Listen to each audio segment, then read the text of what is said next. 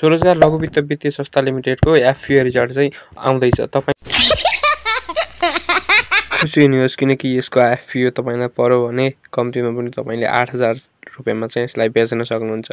यो आइपिओ जम्मा 10 किता पर्यो भने पनि तपाईँको 8,000 सम्म चाहिँ यो पक्का बिक्छ किनकि यो सेकेन्डरी मार्केटमा आज 934 मा कारोबार भइरहेको छ।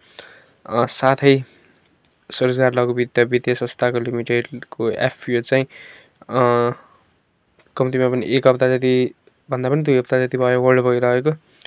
यो होल्ड हुँदाखेरि चाहिँ तपाईँले आफ्नो खातामा कम पैसा थियो भने अहिले भर्खर आएको क्रेस्ट माइक्रो लाइफको आइपिओ, त्यसपछि अर्को ओम मेगासिरी फार्मासिलिटीको आइपिओ भर्न चाहिँ पाउनु भएको थिएन भने अब यसको एफपिओ रिजल्ट आइसकेपछि चाहिँ तपाईँले अब आउने कम्पनीहरूको एफपिओ चाहिँ आइपिओ चाहिँ भर्न सक्नुहुन्छ। है त कसरी भन्दा तपाईँको खातामा कम पैसा भए पनि त्यो रिलिज हुन्छ र तपाईँले चाहिँ त्यही 1000 रुपियाँबाट भर्न चाहिँ मिल्छ।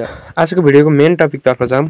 अब हाम्रो स्वरोजगार लघु वित्तको एफपिओको रिजल्ट चाहिँ चैत 1 गते शुक्रबार बिहानको 10 बजेबाट हुने भएको छ भनेर चाहिँ यो स्वरोजगार लघु वित्त लिमिटेडको एफपिओ खुलाउने क्यापिटलले चाहिँ भनेको छ। साथै यो दिन भएन भने चाहिँ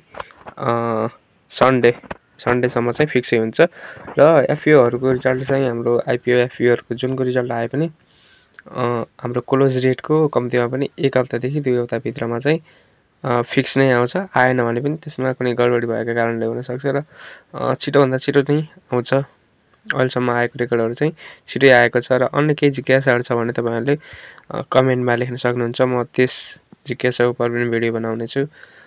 भिडियो कस्तो लाग्दैछ लाइक कमेन्ट सेयर सब्सक्राइब गर्न नभुल्नु होला र एफपिओ भर्सेस आइपिओको भिडियो पनि म छिटै ल्याउने छु। हस्त धन्यवाद।